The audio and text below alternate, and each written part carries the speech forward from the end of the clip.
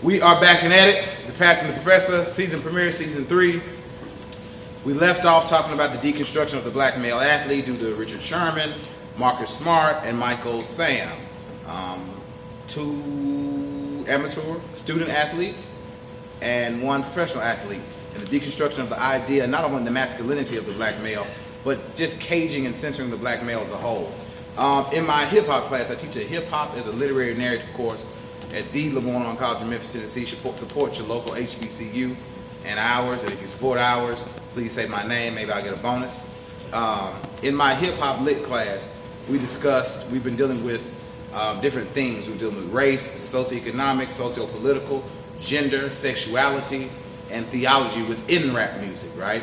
And so, since we were dealing with this on the show this deals with race and also gender. But it also stems, it's a tide in the United States that's going on. Now, this is just me. Think about it. Everything seemed honky-dory under our very first black president, President William Clinton. Remember him? Okay. Everything was going well. You know, we were accepted. We were in the puppet getting jiggy with it, ass days. And everything was cool, and we were getting our good jobs, and student loan interest rates were cheap, and they were giving money to HBCUs, and money to state colleges, and money to community colleges, and it seemed to be blacks could make it. I'm sitting here with a lot of people in my age group, and I know you remember those 90s. See, I ain't gonna be scared to say my age, 30. And things were good, right? Then Obama gets in office, our second black, or our first mulatto president, and it seemed to be all of those sheets and crosses came out of the woodwork and swatched us because they came out of the woodwork, and even other minorities started to really critique black people, and particularly, once again, what we got, a black man. Is this some type of agenda? And I'm not a huge conspiracy theorist because I think if it's a conspiracy, it's been going on since the beginning of time. But you attack the alleged best black we have to offer. He was supposed to be an intellectual. He became head of the Harvard Law Review. He went to Harvard, and if you read his autobiography, you'll notice that he doesn't have the pedigree financially, socially, and even intellectually with his grades. He tells you about his grades. He was an average student, goes to a small school in California, Occidental, and somehow he ends up at Harvard. But that's another show, and we'll deal with that another time in season 3. But he ends up at Harvard, and he becomes the president. After a small stint as senator, becomes the president of the United States. So they attack him. That's the best we have to offer. He's half black, he's half white. He went to the Ivy League. He went and got him a real black-looking woman. And I know people are going to be emailing us and Facebooking us about what does the professor mean by a real black woman. You know what I mean.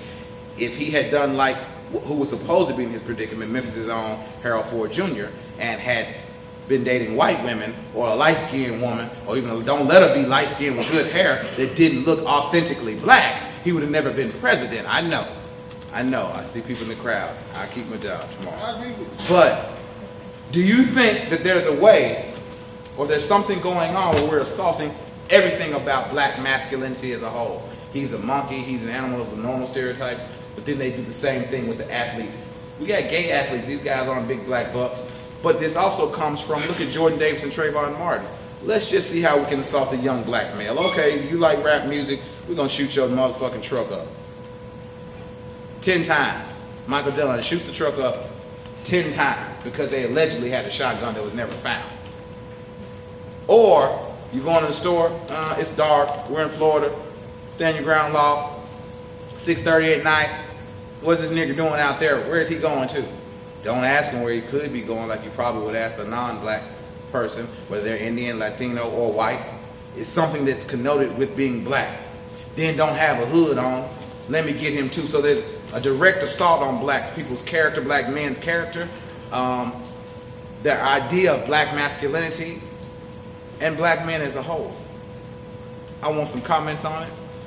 Y'all, some people are ducking the idea of the black male athlete, but I think, oh, I got it. I have someone, Jonathan. Can y'all pass that microphone back to the back? If you don't mind, if you don't, oh, you don't want to be on camera? We're just going to hear a voice, so, okay, go ahead. I'm listening to you.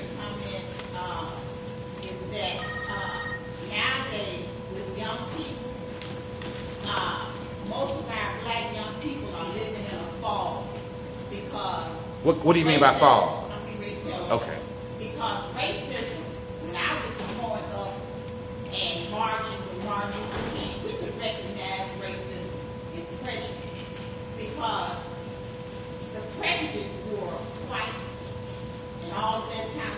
they were bombing and all of that.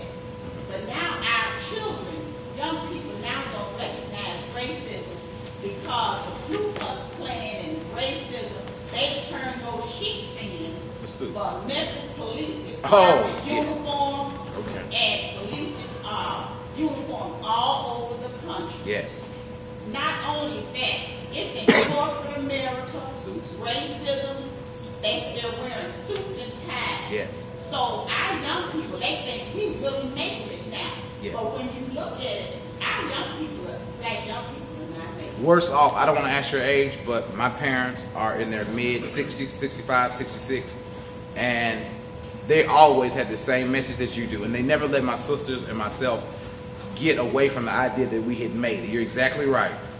What the audience member had said was that basically the white sheets of the Ku Klux Klan have changed into corporate suits of America, police uniforms, basically authoritative figures, people that can hire you, people that can fire you, and people that can also arrest you and ruin your whole life. And they think they've made it because on television they see what? The athlete running fast, getting plenty of money, the rapper getting plenty of money, our black celebs getting plenty of money, and they don't really look at us secular people that are working every day that at least, hey, you pay the mortgage, pay the rent. But the whole thing about that, you only gonna be working as long as that white man tells you to work. It don't make any difference what kind of degree you have and what your credentials are. You can only work as long as he tells you you can work. Yeah. You know what's amazing, and I probably shouldn't do this, but I'm going to say this. What did Tupac say? I'll probably be murdered for the shit that I say. Be a legend, be real, breathing the dead. HBCUs are one of the most misunderstood institutions on the planet. The history of the HBCU was started by white people, right? Everyone knows this. And like the idea of a historically black college or university. Yeah, but they were, for the most part, it was black people working to get it off the ground floor, but you had white philanthropists and these benevolent white liberators and abolitionists were throwing their money there. Now, I don't know about you, but normally when people give you money, they kind of want to know what's going on, wouldn't they? And if normally they want to know what's going on, they probably have a say-so and stuff, correct? So I think what you're saying is so accurate, and it's scary, I think, for black Americans to think that everything is predicated upon whether this white man will allow me to work, or whether this white man will donate to our school so we can maintain, or whether this white man will donate to our communities, or the idea of the white man, whatever that's supposed to be in America, the powers that be. Well, they need to save this school, or maybe they can save this community, or maybe they can help me out. I think they think that no longer exists, and you're directly right. Even when and my father was an entrepreneur all of our lives. He lost his job years ago. I was probably like in second grade. He's like, I'm not going to go work for no white man no more. Opens up his own landscaping company. And he always said this to me. He was like, you know, in the end, you still got to work with that other hand, because to make the money, you still got to be able to work within and integrate the races. Ain't no way around it. If you're only going to limit yourself to working with black people or getting black money, you might not get the type of money you want. If you're only limiting yourself to white money, you might not get the network or connection or the money you want. So it's scary, and even when you're an entrepreneur, it might be dependent upon them, because they still might socially ostracize you. Think about it. If you know, there are places, and hopefully not in our city, but there's small businesses that really can do just as well or better than some of these major corporations, and particularly small marketplaces. You don't know how this stuff works. They might go blackball them. Don't allow you. I'll go up. If I say my commercial time is $10,000 for a 30-second spot locally, right? Black man come in, I might be a big corporation. I can get 10 of those $10,000 spots, and I tell you your $10,000 spot is $27,000, and now you can't get it. So you're exactly right. I think we've missed the boat, so to speak, as far as what's really going on. I guess what scares me as a whole in teaching, I hope I'm not teaching and proselytizing to my students that things can happen in life that can't, and that we're going to always be in this particular subordinated role of underneath what we call, that invisible white man that we talk about. I want to move into, because we're probably about to wrap up, I want to move into, since we're moving from the stereotype of the black male, that positive one of the powerful athlete. Oh, I'm sorry, we have a question. Yes, sir. Do you mind being on camera? No, I won't be on camera. Well, at least take the microphone. so they can hear. Well, the only thing I was wanting to say was about the gay football players coming to the NFL. I think what's imperative is that we should start realizing that you can only change the future right now. So you only have this point in time to make some effects on the future. So my question is, where do you think they're leading us to with all the, because when I see my face, meaning black, I see a president. I also see Trayvon Martin. I also see this gay guy that's going into the league. So all these things, you got to realize that I'm not a big conspiracy theory person either, but at the same time, I know these people are plotting 2 and 3 steps ahead of us. Where we are now, they already socially have put us here thinking about it 30 years ago. 130 years ago. Yeah, so where do you think they're going with this whole maybe gay agenda? Because the way it's looking to me, in 15, 20 years down the road, being a heterosexual man or woman may become a minority. Yeah. So what do you think they're trying to do by putting all this, and I think that bullying agenda they got is going to coincide with the gay, whereas the gay bullying agenda was probably going to be set off with this initiative. Because, man, I don't think them guys in them locker rooms, everybody's not going to feel comfortable with that, man. I think, I look at it like, NFL locker room to me, I don't want to make fun of nobody in jail, of course. But an NFL locker room to me kind of puts me in the mind that, of the penitentiary, right? I don't think it would be easy. I think he's probably a tough man. I'm almost positive. Like I said earlier, the SEC is literally the baby NFL of college football. Yeah. There's no doubt about it. If you are a star in the NFL, you go professional now. You might not maintain based on whatever addiction or vices you have or laziness, whatever it may be. But if you excel there, you get drafted. I'm talking about. So I look at it like if he's come out like that, there might be a hands-off rule.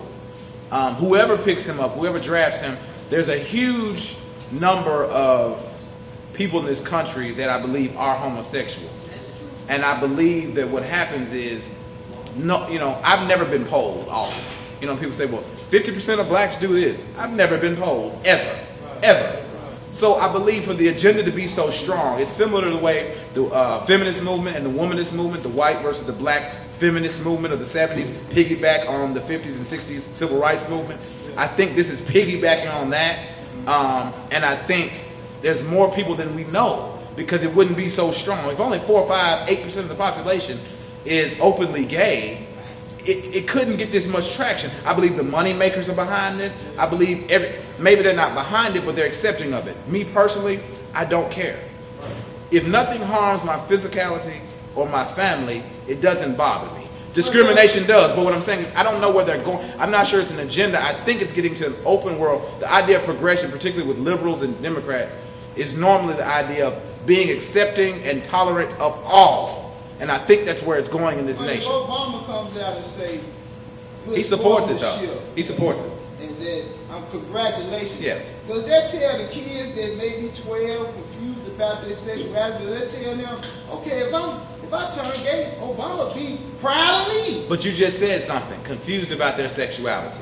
Yeah. If someone's confused, so you believe someone can be confused about their sexuality. Well, then maybe I used the wrong word when I said confused, but I'm talking about breaking that threshold hole from being a child. But this is something I don't know. I don't know if it's something innate, it's natural, or versus nurture. Yeah. I don't know that. I'm not a social behavioral scientist. So I can't, it's hard for me to answer that question because if it's innate, I don't think no one taught me how to be heterosexual and to like women. I grew up in a heterosexual household and I know I love women. I love them. So I'm not sure. So I'm saying that's something you have to deal with too. And I think that's what people on the LGBT community is saying is that they were born like this. So they just don't want to be discriminated against. And I'm against total discrimination of anybody. Right. They should have a right to work. I don't care about your sexuality. I don't have to go in the bedroom with you. Yes. Now, if you think you don't want your children to watch or hear this, that's your household. Until they're 18, you tell them what to do. So it's up to you, I believe. Yes, sir. Oh, No camera. No camera. you don't need no camera. You want a microphone? So No, we can. I think I can speak up.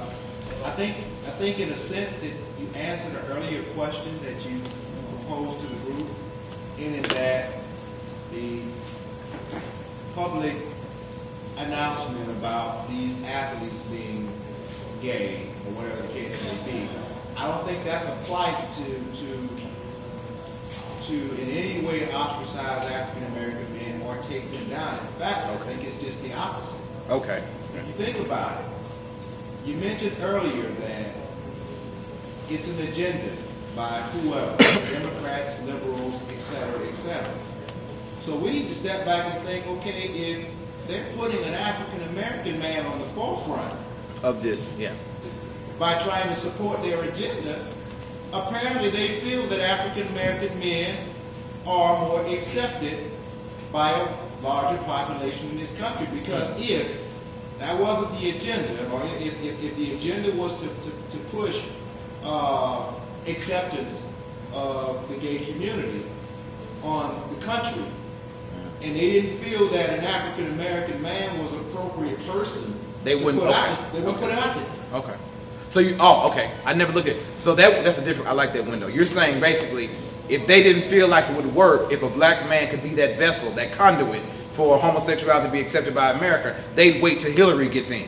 Absolutely. Or they wouldn't. Well, they know it wouldn't work with any Republican. Definitely not George W. Bush, baby Bush. But maybe they would have waited for the woman, because I would think it would be easier to be pushed with the white female than a black male. But I understand that. I think we have. Okay, we have my partner in crime. I've been missing you, sir.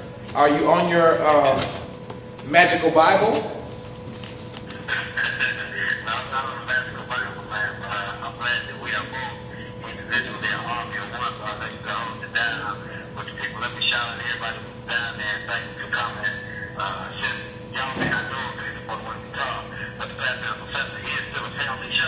Yeah.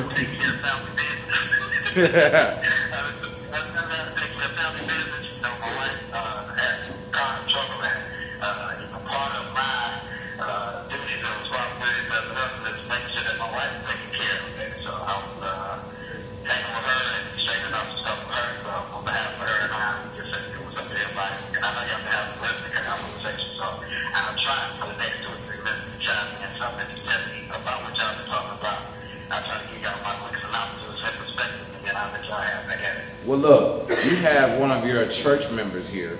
I told her I was going to snitch on her, so she's here. She's in the audience, but we're about to wrap up. Basically, I'm going to give you a quick rundown. We've been doing what, basically everything was a bounce off of the article for Rainbows and Lilacs, Sherman, Smart, and Sam, America's Caging and Censoring of the Black Male Athlete. And properly, I'll let you go ahead.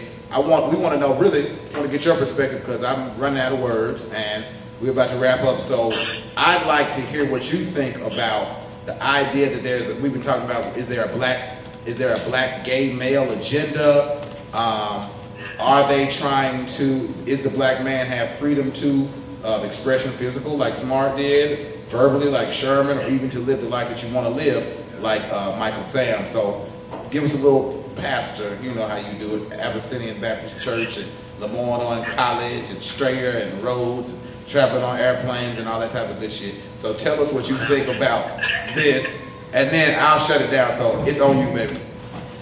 Okay, man, thanks again, man. And you have lost the words with the oxymoron, so Yeah, it is. I appreciate your honesty. But let me first say this. As a former student athlete and one who played in a majority white institution, PW outcome, and that's what she's called. So a lot of times I was in the gym, and the majority of the people in the gym referees included were white people. So I've heard people make, certain snide comments now. To my knowledge, I've never been called a nigger, or maybe I've been called a piece of crap, or probably a piece of shit, really.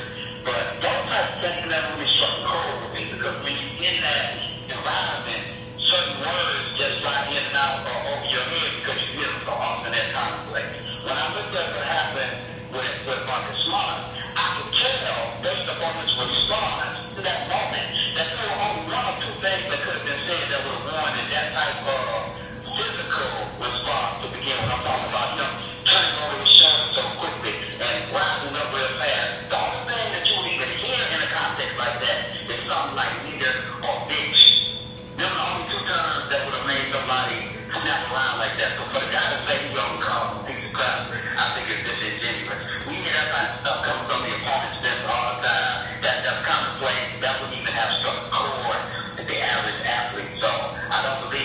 I think that's particularly interesting.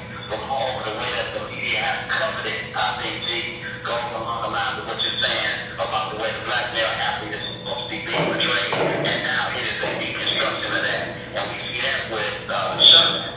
So Sherman makes his egotistical rant, and he shocks the world in essence, because now, when he, and I really like the way you put it in the article, as if his machismo switch was supposed to be turned off immediately after the game is over, is another ridiculous concept, because who is able to manage their emotions to that level of discipline? I don't think anybody is.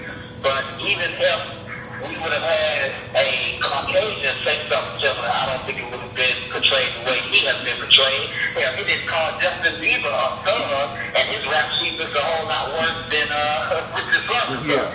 So again, I think he's spot on with that analysis on how he was being portrayed versus some of the other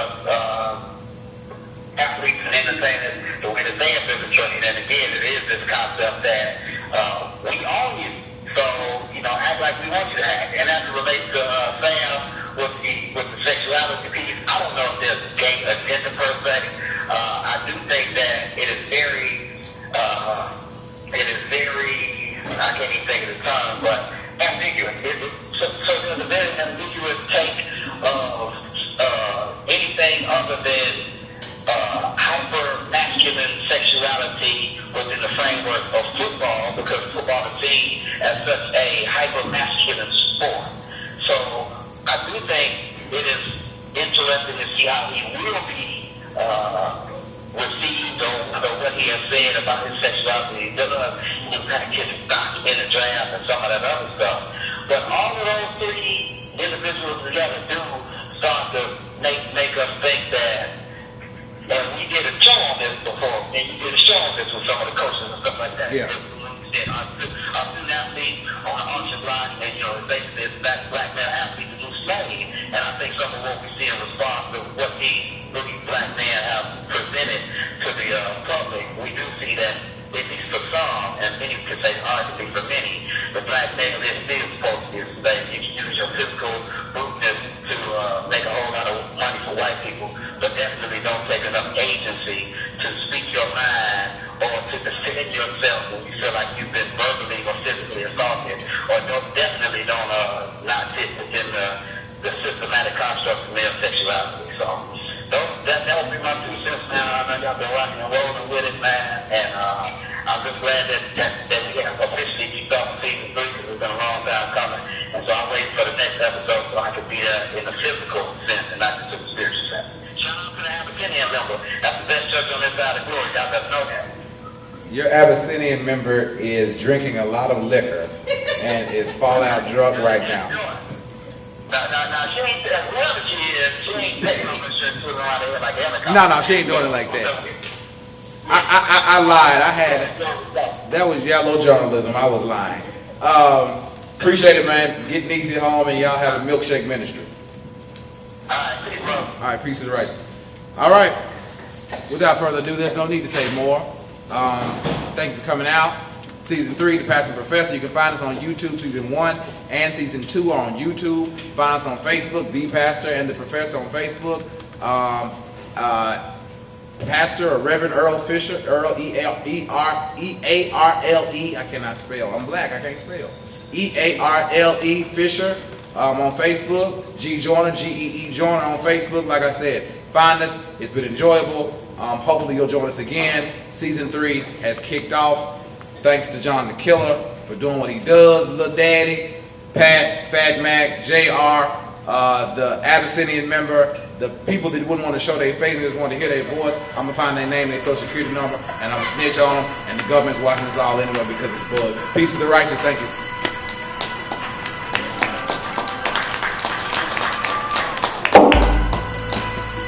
Who are these guys? It's my theme music. Every good hero should have something.